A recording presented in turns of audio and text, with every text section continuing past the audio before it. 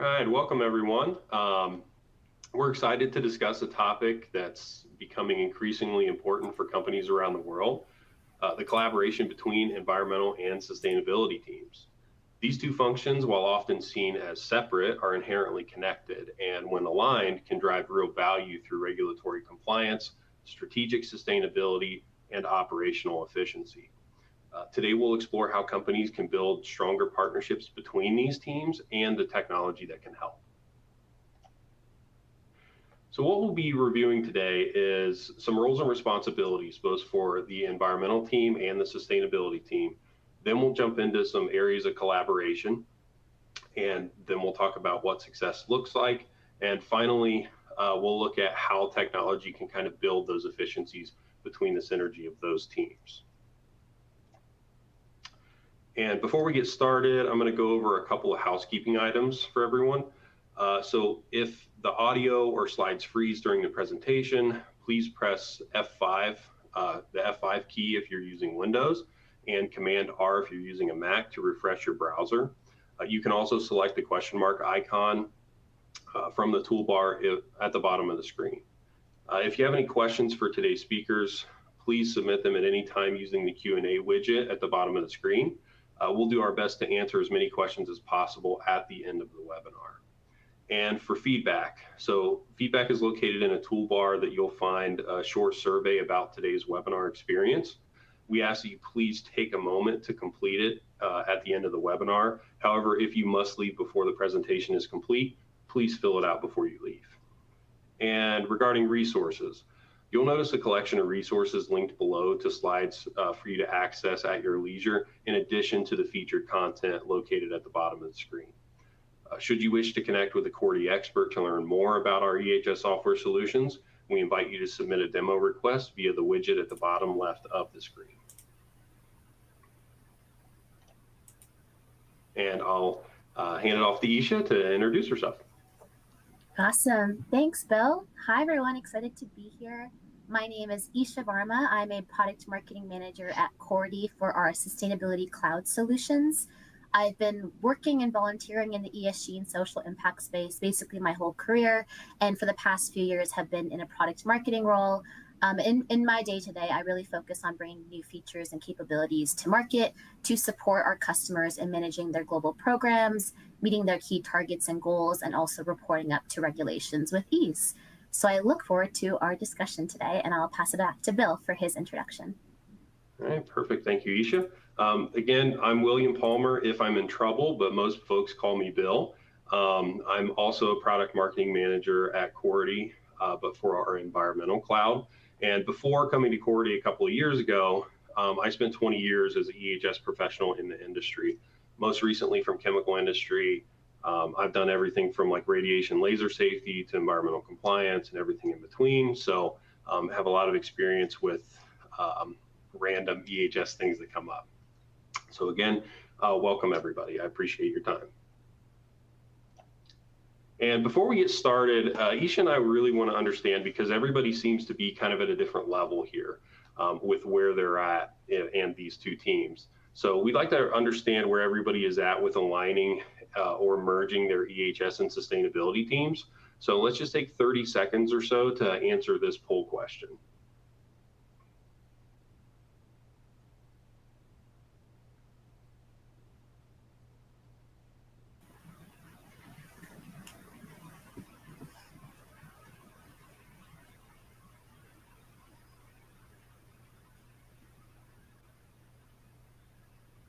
Awesome. I see some of the submissions coming in. This is great. Okay. And we'll give another couple of seconds and then we will move on.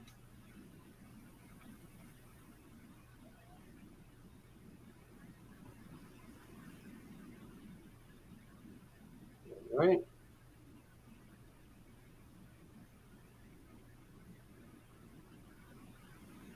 Okay, where do we line out here? So they collaborate informally, the teams remain separate. So that's the main one, with number 2 already merged. Okay, so kind of what we expected and the reason for this topic today.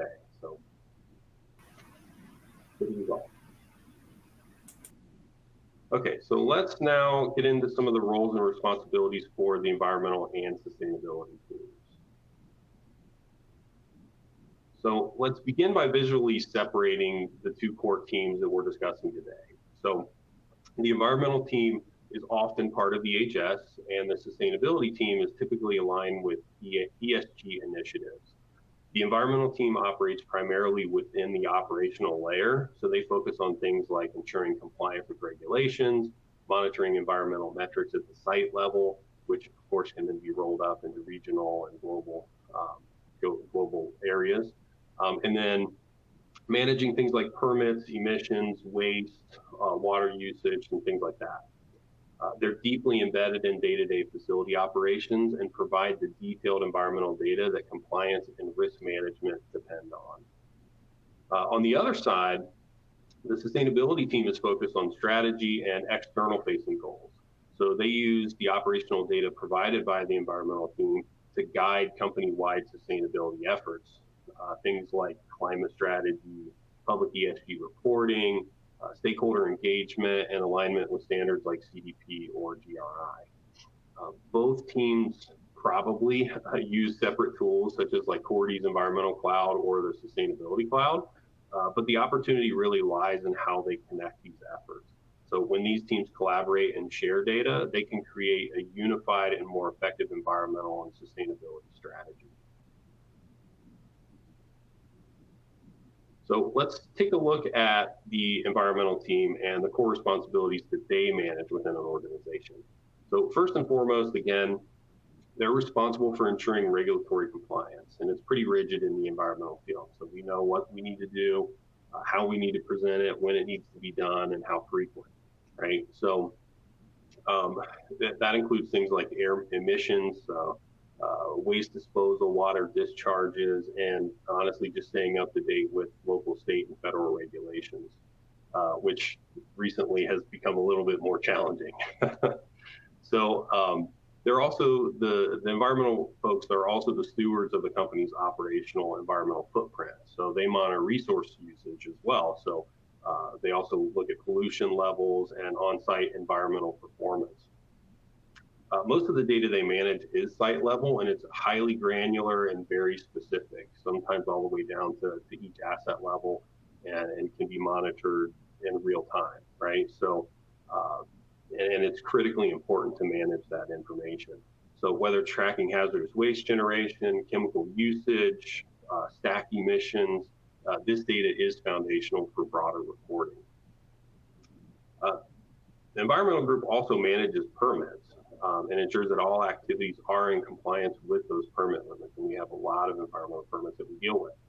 So they respond to environmental incidents such as spills and compliance exceedances, and lead investigations and corrective actions. And finally, many environmental teams lead and implement their EMS, their environmental management system, so such as those that are aligned with ISO 14001. So most recently, I come from the chemical industry, and we weren't necessarily ISO 14001, but there's different management systems that you can use. And one that we were part of was responsible care, and they had the responsible care management system, which is very much so like ISO 14001, just minus a few elements there. And a lot of folks have those types of things. So even if you're not ISO 14001, you have some kind of management system that you have to comply with. And these systems really provide the structured approach that it's needed to continuously improve, or I always like to say continually improve.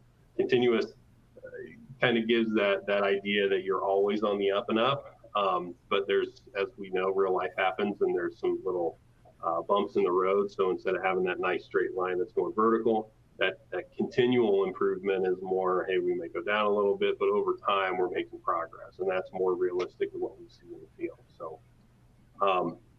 And this is really a function that's rooted in accuracy, control, and risk mitigation, and it forms the backbone of any credible sustainability strategy. So with that, I'll hand it over to Isha to review the sustainability team's core responsibilities.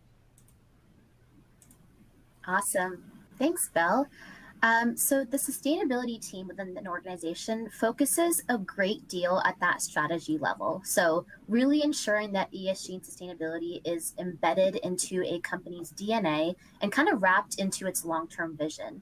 So this team kind of is responsible for working cross-functionally across departments like marketing and branding, risk and compliance, and corporate strategy and impact to really align objectives, refresh company positioning, identify potential risks, and also implement effective mitigation strategies.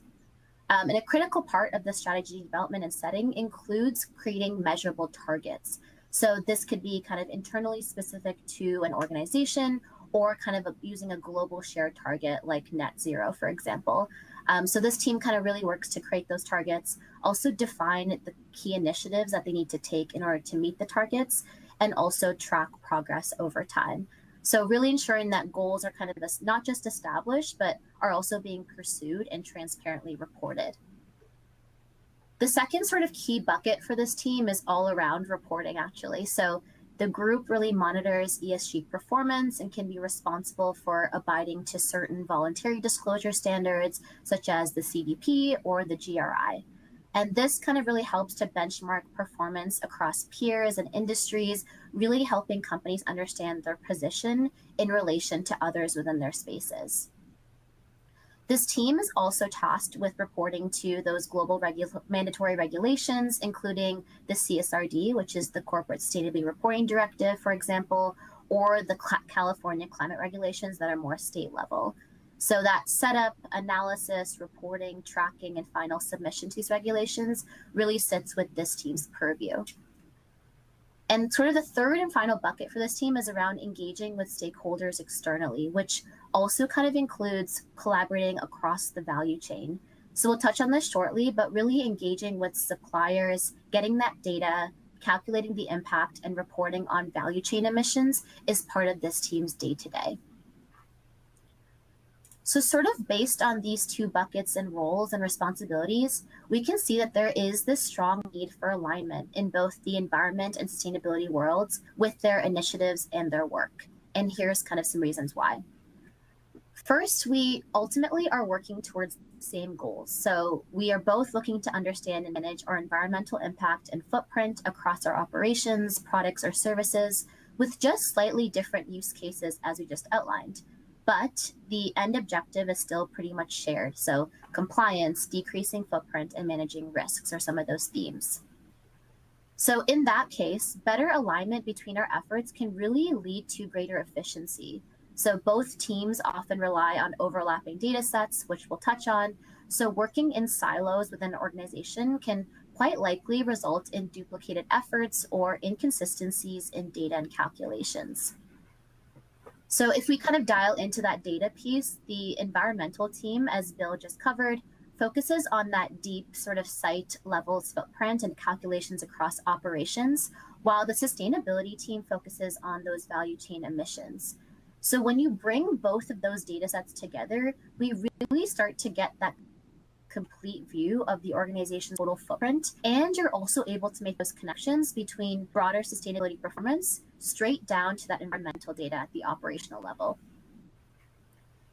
And finally, we have the regulations and compliance. So again, both teams are working on this, perhaps from different content and angles, but as we see more regulations coming to the forefront, we are seeing that responding to these effectively worked from both teams. So both groups kind of play a part here in providing the necessary emissions data and information.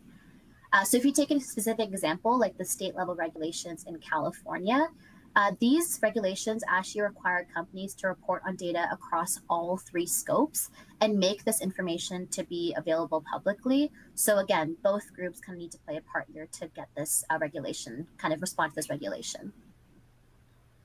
So if we continue on this kind of theme of collaboration and how these two worlds kind of come together, we really wanted to dive in now into some of the tangible examples. And again, we kind of can see four key buckets where collaboration is critical here. The first area for these teams is around creating workflows for data collection. So both teams should sort of work together to build those consistent and reliable data sets and sort of avoid situations where teams are working off of separate spreadsheets or when one team is working from a software solution and the other one isn't. So really aligning the workflows and creating those shared tools can help in ensuring accuracy and efficiency. Second, managing and kind of calculating the emissions requires that input from both of those groups. So we touched on this previously, and we'll dive into kind of who owns what in the following slides, but really emissions management requires efforts from both of these groups, including collecting the data, calculating the emissions, and then monitoring performance ongoingly. Third, to have that sort of holistic approach to compliance, both teams should work together to report to frameworks and regulations. And again, just touched on this, but this really ensures that all aspects of ESG performance are considered. So from those kind of immediate environmental legal compliance to broader sustainability regulations and initiatives. And here we can see the environmental team can support in perhaps providing that raw granular data, while the sustainability team can help to contextualize it and communicate it up to regulations. And then finally, we can see that collaboration really enables joint strategy development, like identifying where operational improvements can help to meet long-term goals. And when there are many hands involved, like that one saying that say many hands make light work. So by collaborating, kind of sharing the load and removing repetitive tasks, you can create space and find time to focus on areas of innovation, exploring new technology, resilience building, proactive risk mitigation, and building new business models to address gaps. So those are some of the four kind of key areas for collaboration. And now we kind of want to dive into what this looks like in action. So the first kind of point I wanted to focus on was data collection and aligning workflows. And one of the key first steps that we recommend companies take is to build a shared data lake. And the idea here is to sort of bring in all the various inputs and metrics and data from various sources. So both at that operational asset level, along with the broader sort of external emissions across the value chain into that one shared data lake. And this will likely take time if it's not already in place, because teams are maybe managing their efforts across various tools or places. But bringing this together is actually a foundational move that will improve data accuracy, transparency, and provide a unified view of performance in the long run. And the shared approach also really helps to sort of eliminate duplicate entries, maintain clean data structures, while also providing the access to audit trails for compliance and ESG. And that consistency and auditability and assurance is really critical, not just for internal use, but also for meeting external compliance requirements. So take the CSRD, for example, which is the major regulation coming from the EU currently. They actually really mandate now third-party audits. So having standardized, traceable data across teams will significantly streamline that process and reduce the amount of time needed to prepare. So sort of one of the biggest challenges we see companies face in this area, and one that we faced in our own experiences, is around that data collection and getting that complete picture for reporting. And there may be many instances where this can be a pain point, but one of the areas we wanted to focus in on today is utility billing data, which can often be inconsistent or missing, or can be in all different units and conversions, which makes it hard to bring into that data lake manually.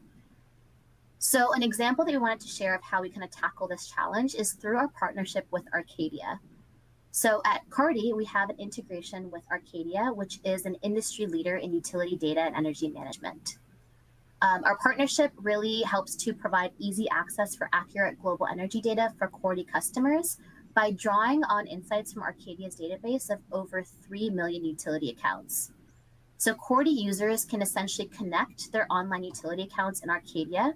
The AI-driven processes will then extract all the data from invoices sent by these providers, and then it can be brought into Cority's reporting solution so that it's all in one place, while also ensuring that it's reliable and traceable. And this will really help to reduce that administrative burden that companies have when it comes to extracting invoices and data manually.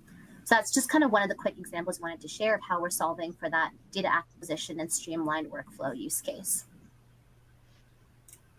The second area of collaboration we wanted to dive into is around emissions management. So many of us may be familiar with the process of measuring and analyzing emissions. As a quick refresher, the Greenhouse Gas Protocol Corporate Standard classifies a company's GHG emissions into 3 scopes.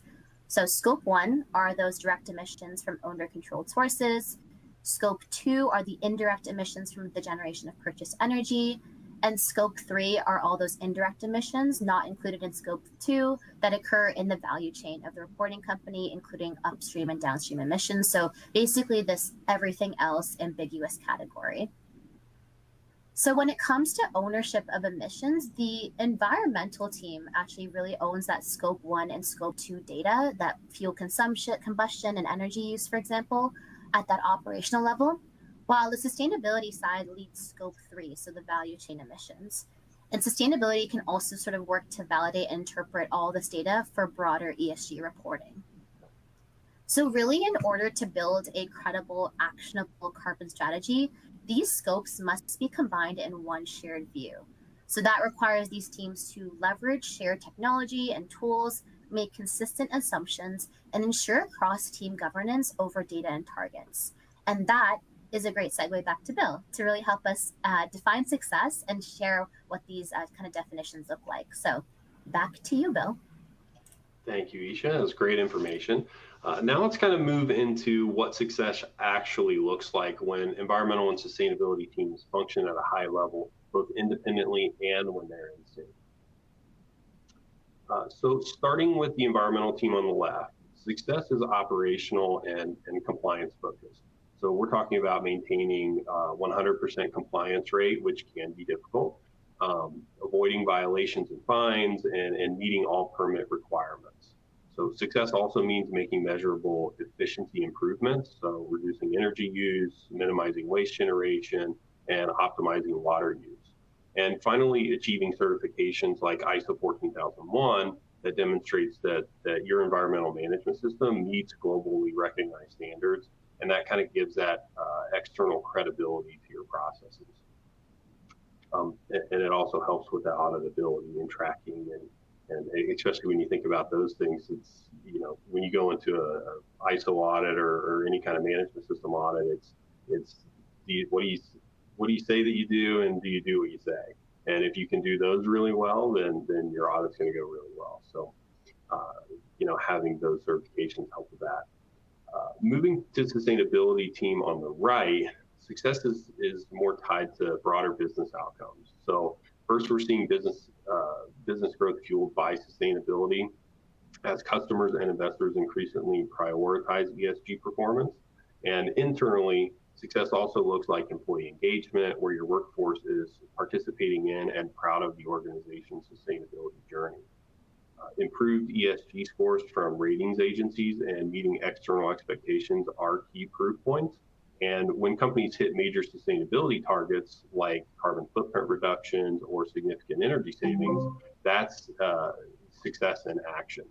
And all of this contributes to positive brand perception, and it gives companies a reputational advantage over other companies. But where it really gets powerful here is in the middle column, where we have shared successes. And this is where the two teams are aligned and working together. And by integrating that data and processes, they can drive reduction in greenhouse gas emissions across all scopes, not just in operations, but throughout the value chain. And reporting becomes much more efficient and accurate, especially when technology replaces manual data handling. And I can tell you by real world experience, a couple of things that Isha mentioned. I remember having to get all of our utility data, and the only way that I could actually get accurate data and make sure it was repeatable was to get every single invoice for all of my sites and putting that all into an Excel spreadsheet. It was extremely manual, extremely tough to handle. So having that data all together is extremely important and will save a lot of time. We also see positive stakeholder feedback because the information being shared externally is credible, consistent, and meaningful, and that's what we really want to have. So if we have an environmental group doing utilities in an Excel sheet, like I just gave an example, and human resources is doing something over here, or finance and procurement is doing something over here, it's really tough to get all that information, so that way you can accurately report. But it's also probably more difficult to get that information again during an audit when they say, hey, how did you come up with that number? So again, all those things are kind of connected. So This shared space in the middle here is where the value really multiplies. And it's not just meeting compliance or hitting targets, but it's really transforming how an organization operates, how they report, and how they lead on sustainability. All right, so now let's get into the role of technology. And technology is the great enabler here, really. So platforms like CorityOne brings environmental and sustainability data together. Internet of Things, so IoT devices, they automate monitoring. So think here, we use this a lot for emissions, energy, and water usage, and really having that real-time data to make accurate decisions. So real-time dashboards that you have set up based on those things, they can let both teams see what's happening across the facilities and identify issues extremely quickly.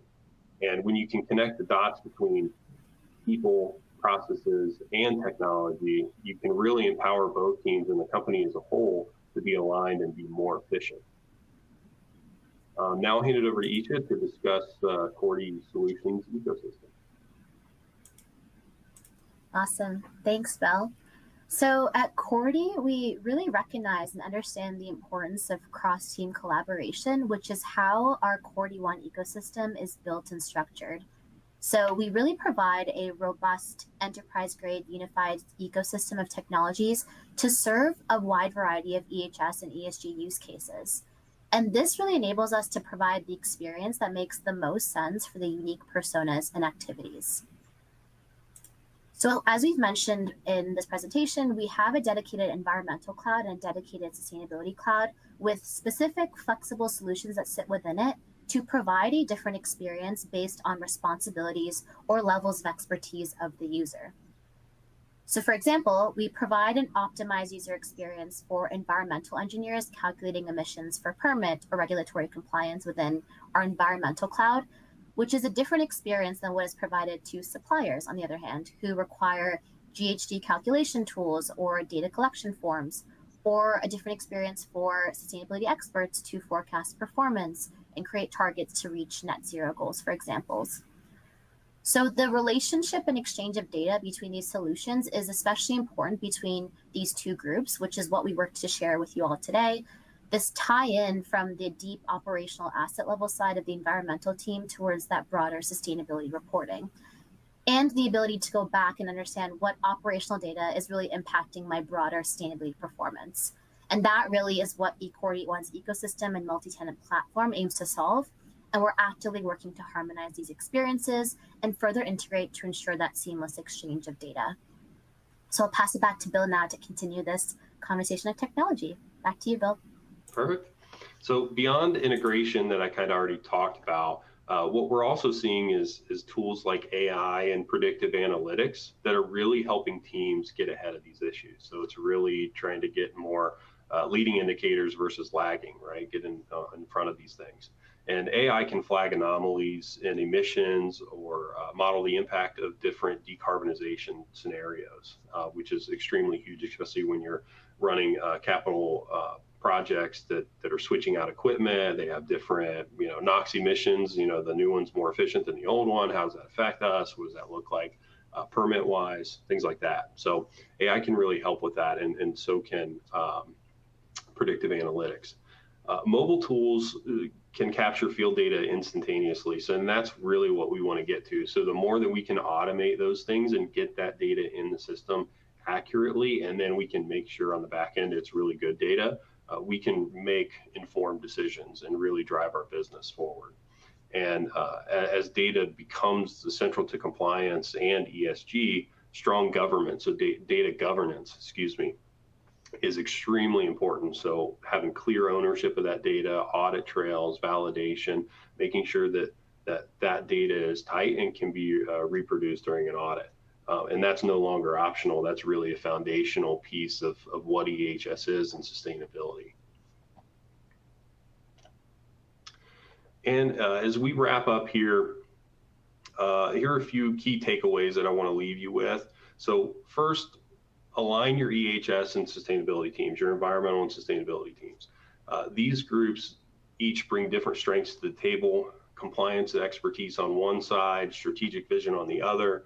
But the real power really emerges when they work together toward common outcomes. So collaboration leads to more resilience, data-driven and impactful programs. Second, create a shared strategy. So that means aligning not just on goals, but also on the tools and processes and data models that you use. Again, you really want to streamline this because a lot of the reporting and the things that we have to do, both on the environmental side and the sustainability side, a lot of that data can be used for both. And that's what we really want. And it's going to save a lot of time for your folks if you do that. If one team's tracking emissions in a spreadsheet like we talked about and the other is using a platform like Cority, you're really missing opportunities on strategic cohesion. So a shared strategy really provides a clear roadmap and reduces duplication of efforts. Third, build a single source of truth. So whether it's regulatory reporting or ESG reclosures or even internal KPIs that you're tracking, everybody needs to be working from the same data set. That data needs to be available. People need to be able to pull from it and then visit it again when it's audit time. And that consistency really improves the accuracy, transparency, and trust both internally and externally with stakeholders. And then finally, leverage technology. So we're in a really exciting time now. It's like a whole nother boom with AI coming out and technology moving forward. So the scale and complexity of today's environmental and ESG demands can't be managed manually. I've done it, I promise you, and it's not very fun, and I'm sure some of you are doing that too. So use the tools that are available to you. Integrated digital platforms can automate data collection, support audit readiness, and deliver insights in real time. So when paired with the right processes and people, technology becomes more of a catalyst for smarter, faster, and more sustainable decisions. So if there's one thing to remember, it's that connecting your environmental and sustainability efforts is essential for scaling impact, managing risk, and achieving meaningful results. And with that, we'll take a few questions. So again, if you have any questions, please put them in the Q&A box at the bottom of the screen. Looks like we have one, first one coming in right now. Awesome. Cool. I will hand this one to you, Bill. So the question is, there are a bunch of changes happening from a political government, the landscape is changing a bunch, and because of that, there's shifts of priorities. What do you envision as the way forward, and do you have any predictions for this as it relates to environmental sustainability and the things we talked about today? That's a very good question. I guess there's really four main points that I would want to hit with this. I can answer this 4 different ways. So really states, the first one is really states remain active. Many states have their own requirements. Several enforce standards as strict or more strict than federal regulations. So scaling back at the federal level doesn't necessarily mean a reduction in state level compliance obligations. And again, most the folks on the call, if they're environmental folks, they know that their permits are usually issued by state agencies anyway. So a lot of that is going to continue to go. The second point would be litigation and enforcement pressures. So environmental groups, they still remain vigilant. They're frequently filing lawsuits to challenge regulatory rollbacks. And these suits can reinstate or uphold stricter measures. So if you're playing the wait and see game right now to kind of see where all this stuff falls out, that's pretty risky because depending on where it lands, you're probably not going to be ready. The third point I would say is economic and reputational benefits. So long-term risk management and corporate reputation really hinge on solid EHS practices, and anybody that's had any kind of environmental release, had notice of violations or anything that's in the paper, it damages your brand, right? And we definitely don't want to do that. So having solid EHS practices are really important for that. And even if certain regulations loosen, robust compliance systems protect against liability and build that stakeholder trust. And then finally, the last point, I'd probably say preparation for future swings. We're kind of on that pendulum where it just is going back and forth. So federal rules can change again under a new administration. So investing in EHS now can really help companies avoid costly overhauls or emergency compliance efforts down the road. And I know a lot of people have kind of hit some of those. So it pays to be proactive in that. Looks like here's another question. I think this one would be a good one for you, Isha. So it's around CSRD. CSRD is the biggest regulation currently, and shifts are also happening. So do you think do you have any thoughts on Omnibus and the roles of environmental and sustainability teams? Yeah, hot topic for sure. So for context, the European Union has proposed new Omnibus simplification packages. And the goal of these is really to simplify the administrative load for reporting to the CSRD, streamline the whole due diligence process, but also still maintain the integrity of that directive. And the key word I wanted to zero in here is proposed. These are proposed packages. So something we really wanted to keep in mind is that this is still in the process of being codified. So the final form may be uncertain. So in that case, it is still business as usual for many organizations because of this uncertainty, and the core kind of requirements for the CSRD and the frameworks are already in effect for many companies because conducting the assessments and preparing the data does take time. So again, like Bill mentioned, companies who are kind of taking that wait and see approach based on these proposals could potentially be setting up for future burdens administratively. So it is really a good time to get started on your efforts now while there is that longer runway period. And with these omnibus packages, there also is this angle that companies may no longer be in scope for CSRD based on the proposals. And being out of scope here may reduce the immediate obligations, but expectations across the value chain are still increasing. So clients, investors, and partners who are in scope are already kind of requesting CSRD aligned disclosures from organizations. So large organizations, for example, are still required to report to the CSRD under Omnibus. And if you're kind of within the value chain of a large organization, you will need to provide those robust data points to them for their reporting. And again, kind of taking a 50-foot view of this, sustainability strategy is really more than just regulatory compliance in many ways. It is becoming a strategic priority for many global businesses. And those that invest in data collection, integrate that into sort of their business decision-making and make strides to sort of report are now at a competitive advantage. And it's really important here to broaden the scope to not just focus on that regulatory and compliance-driven work, but also think about that big picture and strategy and how that serves companies as well. Oh, perfect. There's another really great question here that came in that I think I'll take a shot at answering. But here's the question. So, how does the platform address the requirements in different countries which have varied environmental data sources? For example, utility data or environmental waste data requirements. That is a fantastic question. And what I would say is, as far as how does the platform address it, especially with our environmental compliant, our environmental cloud, everything is set up and can be configured to your specific needs. So no matter what region that you're in, how your reporting looks like, what your data needs are, we can configure that to meet those needs. So that's one really great thing and really special differentiator that we have, is that we can do that. And again, it kind of goes with all environmental is like that, right? Because each environmental permit is usually a little bit different. It's very specific to that facility. Waste a little different. That's more regional. But again, those requirements and that environmental, that compliance piece and managing that data, that is all configurable to your sites. Perfect. Awesome. These are great questions. I do see, yes, stakeholder engagement is also a task for both the environmental team. Yes, absolutely. Both teams are kind of sharing that success as well.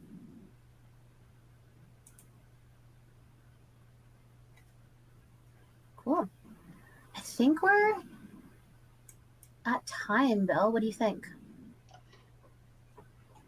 Yes, I believe so. Okay, well, thank you. If there's any questions that we did not get to, we will be answering those in the background. So stay tuned. We'll send those answers out to you that ask those questions. And again, just want to thank everyone for your time. Really appreciate it, and hopefully you learned some. And again, if you want to learn more about how we can help with some of these problems and how the merger of these teams can help, please select the resources down below, and you can request a demo and ask for more information. Awesome. Thanks, everyone. Thanks, everyone. Have a good day.